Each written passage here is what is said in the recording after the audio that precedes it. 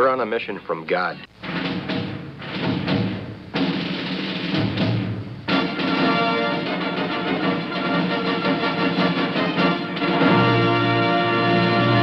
And now for something completely different.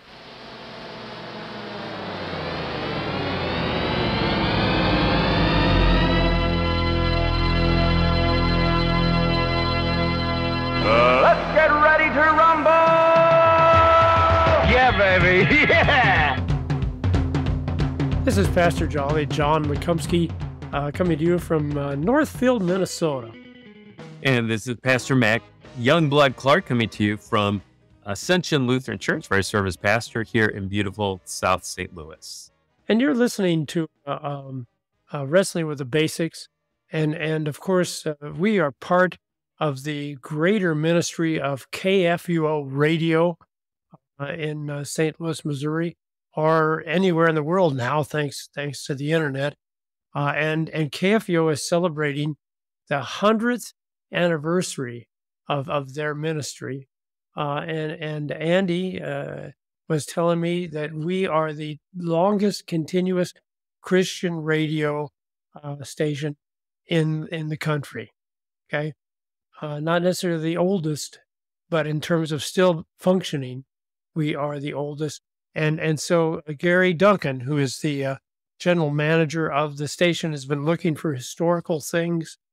And he ran across, and you're going to love this, he ran across a picture of someone on KFU interviewing the Three Stooges.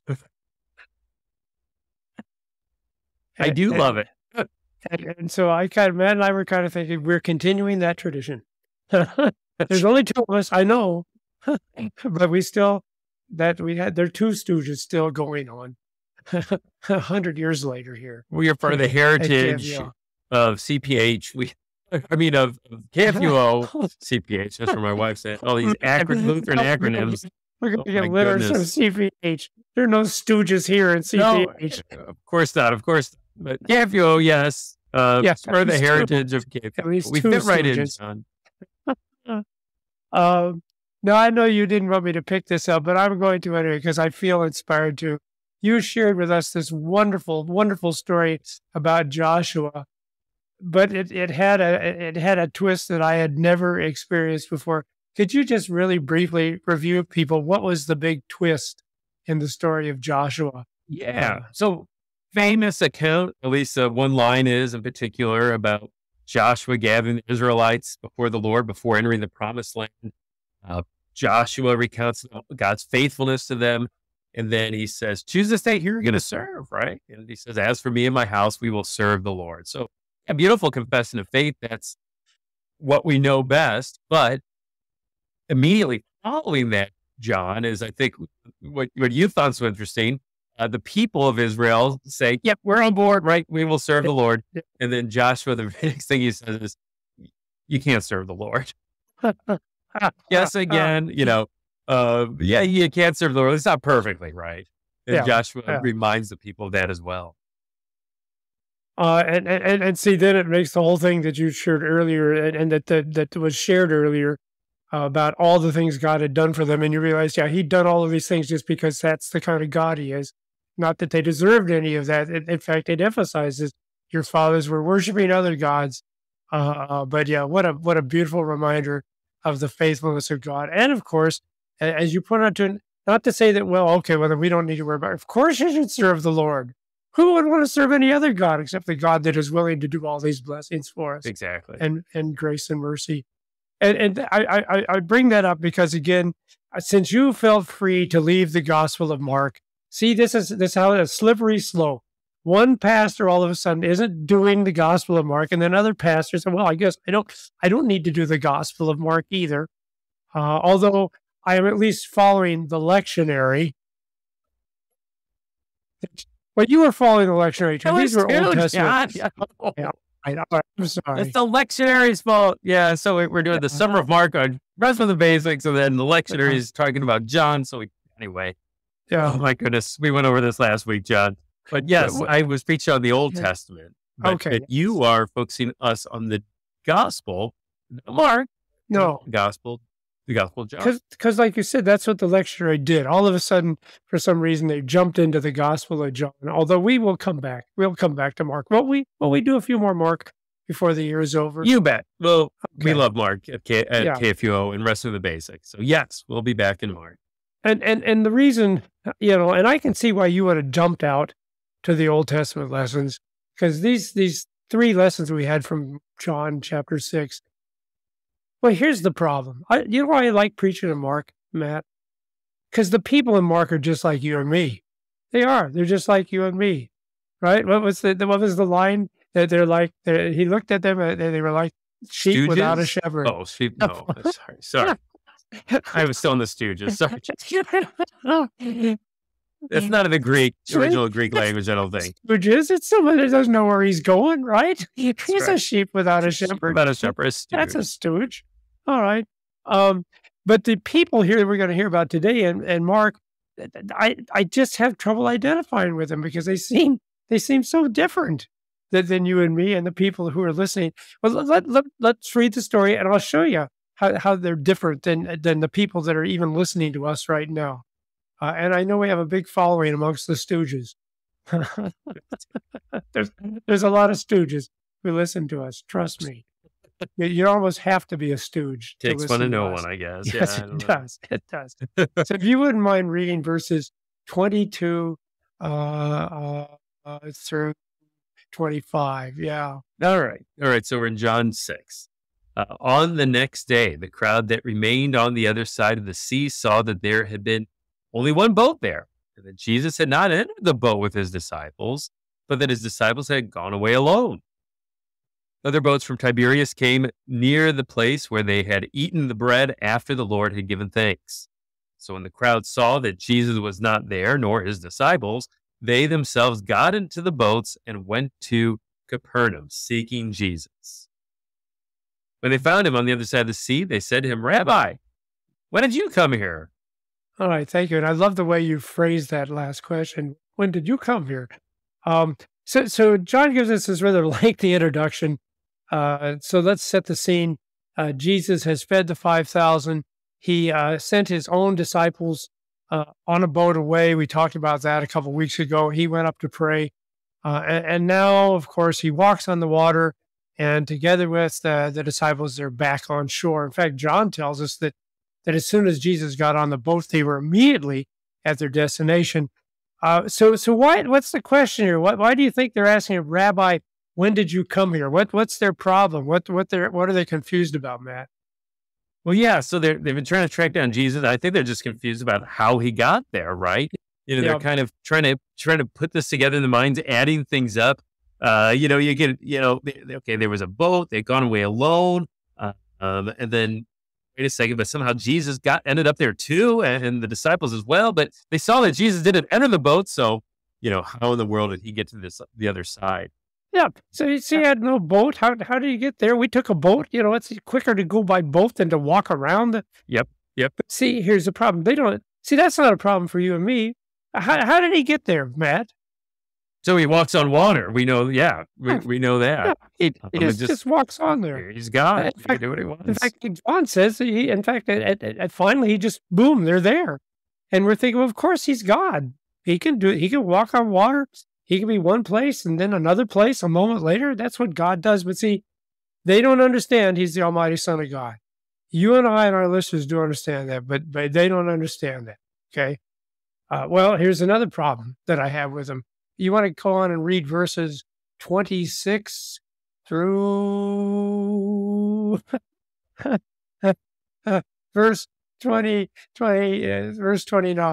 Okay. Got it. Now, Jesus answered them, "Truly, truly, I say to you, you are seeking me because you saw signs, but because you ate your fill of the loaves. But do not labor for food that perishes, but for the food that endures to eternal life, which the Son of Man will give you. For on him God the Father has set his seal." Then they said to him, "What must we do to be doing the works of God?" Jesus answered them, "This is the work of God, that you believe in him whom he has sent."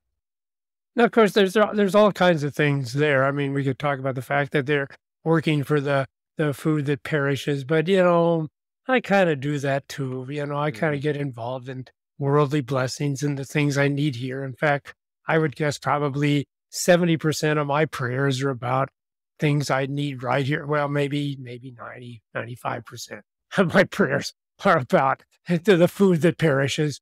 But what really strikes me, and especially as a Lutheran, you talked about this last week, what really bothers me is the question, what must we do to be doing the works of God? Now, as a Lutheran, how would we answer that?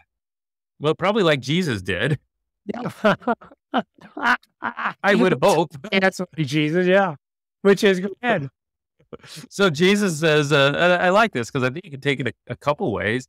They ask, what must we do to be doing the works of God? Jesus answers, this is the work of God, that you believe in him whom he has sent. Now you can take it a couple ways. What do you mean by that? Go ahead, man. Well, what must we do? Well, this is godly work. I think one way to take it is, this is godly work. If you want to do something godly, right, the work of God, well, then believe in him who he sent. He's talking about himself, of course. Yeah. But I think another way to take it is, this is the work of God, that you believe in him who he sent. That this is God's work in you, right? And to believe in the one that he sent.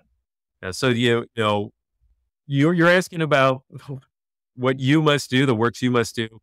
Well, first importance is the work that God's doing. And God's work in you is to believe in the one who he sent. And see, if the people of Israel had only known that, right? If they'd only known that Joshua wasn't asking them to do something, he was trying to point out to them what God needed to do in them, then maybe things would have been different. But again, see, we understand that, right? We're Lutherans. We understand that faith is the thing that needs to be done and that God is the one that works faith in us. See, we don't have any problem with that. And then here's one final issue I have with them they're just so different than us. Read verse 30 through 34, I think. Yeah. 30 through 34. So they said to him, then what sign do you do that we may see and believe in you? What work do you perform? Our fathers ate the manna in the wilderness, as it is written, he gave them bread from heaven to eat. Jesus said to them, truly, truly, I say to you, it was not Moses who gave you the bread from heaven, but my Father gives you the bread from heaven. For the bread of God is he who comes down from heaven and gives his life to the world. They said to him, sir, give us this bread always. So again, they want some kind of sign. In fact, they explicitly say, give us some sign so that we may believe in you. And again, particularly, I think all Christians, but particularly as Lutherans, what do we know about that? What's wrong with that? Well, signs they can be tricky things, John. It's not that God can't give us a sign, right? He's God. He can do what he wants. But, boy, how do you interpret those signs? Lord, just give me some kind of sign, right? How do we interpret those things? Because they can be unclear. For us, we would always go back to the Word, right? Always go back to the Word and Jesus' words in particular. And that's our source of truth. That's our source of direction in our lives, right? That's some sign. So the problem is right there. So they said to him, then what sign do you do that we may see and believe you, right? And right away, no. So faith is hope in the things that aren't seen. Jesus said, right, to Thomas, blessed are those that haven't seen and believed. So they're just way off the base. This is not going to help you, no matter what signs are done. That's not how, as you said, it's the Word. If you want faith, that's where you got to go. You got to go to the Word, not to the things you hear, not the things you see. Which, by the way, brings us back to Joshua again, because he kept telling them, right? None of these things they had seen, but that's okay because the Word spoke and the Word assured them of these things. But maybe they were thinking too, well, yeah, that was great that our fathers saw those things, but we maybe need to see some things. Well, whatever, I'm getting off track with that. So this, I was preaching this, obviously, we've revealed ourselves that we're actually redoing stuff, right? We're just recycling stuff. We're just sharing the best of the best, John. That's how I like to think of it. Well, if you got to have the best to start that way, but yeah, no, our listeners are thinking, our listeners are thinking, this is the best. I think you're the worst. Sorry, folks. Well, with me, it's all I got. I'm sorry. So the thing is, at this point, I'm preaching this, and I'm thinking, yeah, well, maybe I'm not so different than this crowd then, Yeah. because, well, like I said, yeah, I do get really concerned a lot about the things that perish. And the truth of the matter is, I know I don't need to do any work, but boy, it sure ends up feeling like work. Even going to church, I don't know how it is for you as a pastor. I don't know if people understand that. Sometimes we don't, man. And when I was actually getting paid regularly for this, I had a service at 9 o'clock, but that was no sweat because it was like 10 minutes away from where I live. Now I'm doing these 9 o'clock services, and I've got like an hour and an hour and a half drive to get there. And it really does seem like a lot of work. In fact, I've been encouraging the people up here, 11 o'clock services. I think a lot of people would like 11 o'clock services. So far, no one's listening to me because I'm just the guest pastor anyway. And the thing about signs, again, I know that signs don't help me because God has done, I don't know, thousands of signs in my life. I've had so many crises and trials, and he just takes care of them, just like he did for those people in Israel that we talked about last week. And yet, as soon as the new problem comes up, then it's like the same old doubts. All of that comes back. And yeah, I know he's the Son of God, right? And yet, when I have problems, it's like, well, I don't know if he's going to be God enough to help me. In just about a month, I'm going to have a hiatal hernia surgery, Matt. You think having a laparoscopic gallbladder removed, you don't know anything about laparoscopic surgery until you have a hiatal hernia. You're showing me up, huh, John? What? Well, seriously, how long before you could start eating normal food after you had your gallbladder removed? Oh, well, pretty much immediately. Stay away from the high-fat food, but Yeah. pretty much anything else. 1 month, Matt. I'm not whining, but 1 month of, Oh, boy. a week of liquids, only liquids, and then 3 more weeks of just highly processed soft food. Oh, Baby boy. food is what we're talking about. Oh, Yeah. sorry to hear that, yeah. John. Mm. And I know it'll be all right. I know it. God heals blind people.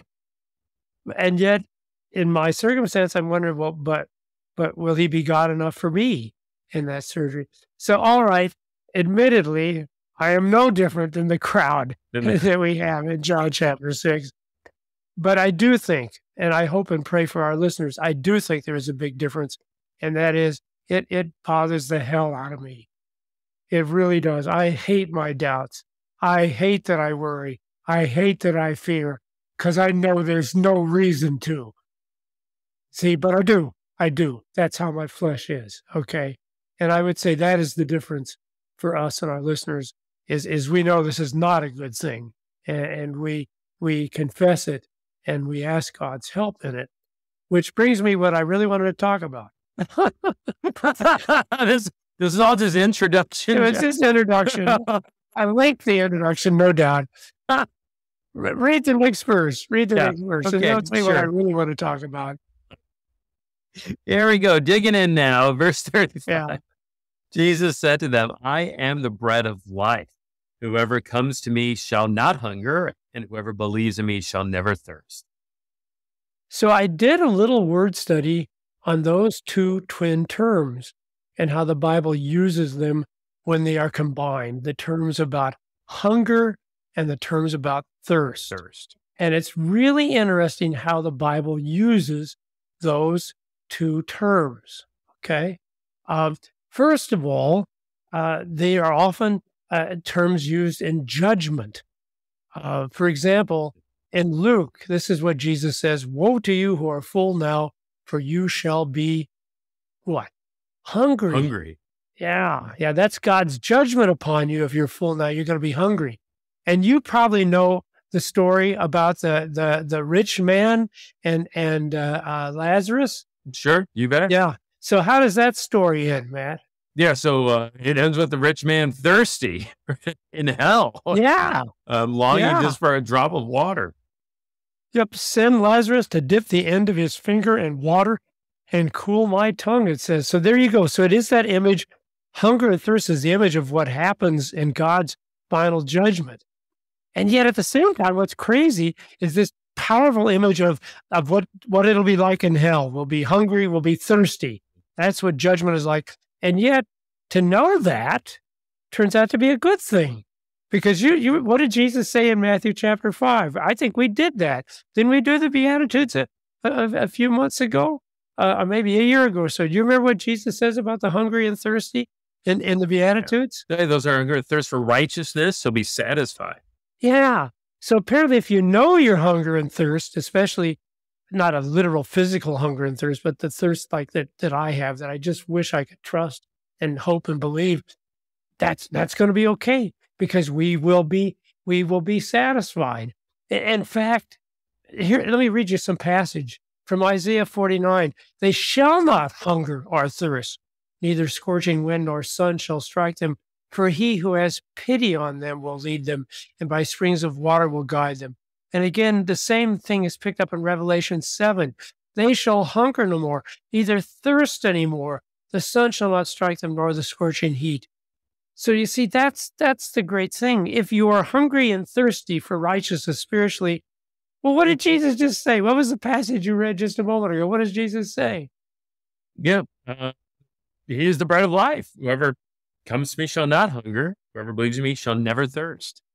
And so again, it goes on to say, the food that endures to eternal life, which the Son of Man will give to you, for on him the Father has set his seal. And again, in the verses we read, for the bread of God is he who comes down from heaven and gives life to the world. And then, of course, I am the bread of life. Whoever comes to me shall not hunger, and whoever believes in me shall never thirst. So if we've got Jesus, okay, if you've got Jesus and his suffering and his death and his resurrection, then okay, I have my doubts and have my fears. And the people of Israel will, and they'll struggle and they'll fail in many ways. But as long as you've got the bread of life, you're okay. It'll be all right. Jesus Christ will forgive us and deliver us and bring us to where we need to be brought. In fact, as I was thinking about the response of those people when they were saying, Moses, those people were in the wilderness for 40 years. And I think they were dissing Jesus, really. They were saying, well, Jesus, you did this one big deal, but really, if you think about it, it's nothing compared to what we had in the Old Testament, where we were fed for 40 years, and what struck me is that they had no concept of what was going on. That wasn't a blessing from God that they were fed with manna for 40 years. That was a discipline from God. In fact, that's what it says in Deuteronomy. It says, he humbled you and let you hunger and fed you with manna. That the only reason those people were being fed with manna for 40 years is because they had the same problem the crowd has here in the Gospel of John. They didn't believe that God could do what God said he could do. Otherwise, they would have been in the land of milk and honey for those 40 years. So anyway, I'm just really, really glad that even though I'm hungry and thirsty, that you and I and everyone who's listening to us right now, you need to know you've got the bread of life, and that is Jesus Christ. And if you got that, people, spiritually speaking at least, I'm still going to have lunch today, by the way. Okay. I'm not skipping lunch. I might even have a snack in the afternoon, but spiritually, I'm taken care of because I have Jesus, the bread of life. You have any other comments? Because then I have two other things about hunger. I just would say, as Lutherans, we would say, that we receive that bread of life in such a tangible way. Oh, too. yeah. We receive it in faith, right? But we think of the Lord's Supper. I think what's kind of interesting is John's gospel is the only gospel that doesn't record the Lord's Supper, right? So we've got like the words of institution, take, eat, this is my body, this is my blood given and shed for you. We have those words, an account of the Last Supper in Matthew, Mark, and Luke, but not John. But yet I think it's these chapters of John, what we just read and even what follows, that it's kind of sort of John's version of the Lord's Supper. Okay, not that Jesus is celebrating the Lord's Supper in these verses, but he's certainly talking that kind of talk, right? Yeah. And later he's going to talk about not only his flesh, but also his blood. And those who eat and drink of his flesh and blood have eternal life. So I think, for us, we'd say, The bread of life isn't just, this metaphorical thing, but we receive that in the Lord's Supper, that He is the bread of life, that His flesh is given for the life of the world on the cross. And we, 2,000 years later, receive the benefits of that here and now. Jesus present, forgiving, strengthening in faith through the bread of life. So I think that's that really just, and people like you, John, and me who have doubts, that's who should come to the Lord's Supper, right? Because it's not for perfect people, it's for sinners like us, we with our doubts even, but we come receiving faith that Christ is there, and are strengthened by the bread of life. So man, thank you so much for making that point, Matt, because I was thinking, well, how do I know that I have the bread of life? Okay, no doubt the bread of life will answer all hunger and thirst, but how do I know that I have it? And so ironically, one way is by listening to Wrestling with the Basics. May we be cursed if we do not bring to people the forgiveness and love and the word of Jesus Christ every time you and I get together. But even better, because that is an iffy thing. Who knows? Okay. You got a couple of stooges. Who knows? But you're right, man. If you go to the Lord's Supper, then there is no doubt, is there? Because He Himself says, "This is my body given for you. This is my blood shed for you."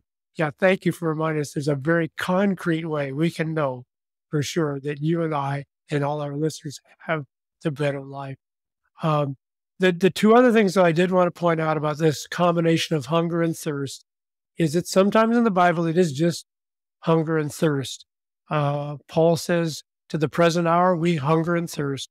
We are poorly dressed and buffeted and homeless." So the thing is, Christians sometimes hunger and thirst literally. They're physically hungry and thirsty. Don't be surprised if there's anybody listening to us right now that's having some struggles or trials. Maybe you're having a worse surgery than a hiatal hernia surgery, because that really isn't that big a deal.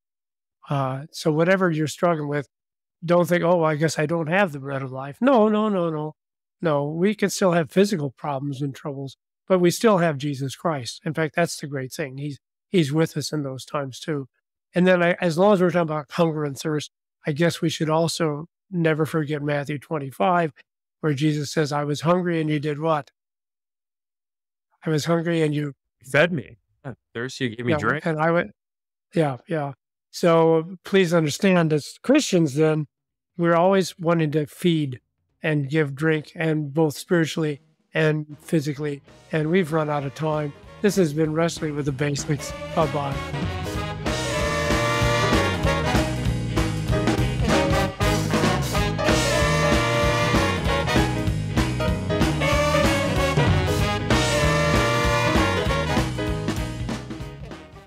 Showing support for KFUO is now easier than ever. You can sport a KFUO shirt, swag, or even socks by visiting our online store. Go to kfuo.org/store and order high-quality KFUO-branded merch. You no longer need to wait for our annual share-a-thon for a chance to show your KFUO spirit. Visually share and wear this ministry out in the world by checking out our selection. Every purchase helps to support our proclamation of Christ for you, anytime, anywhere. Go to kfuo.org/store.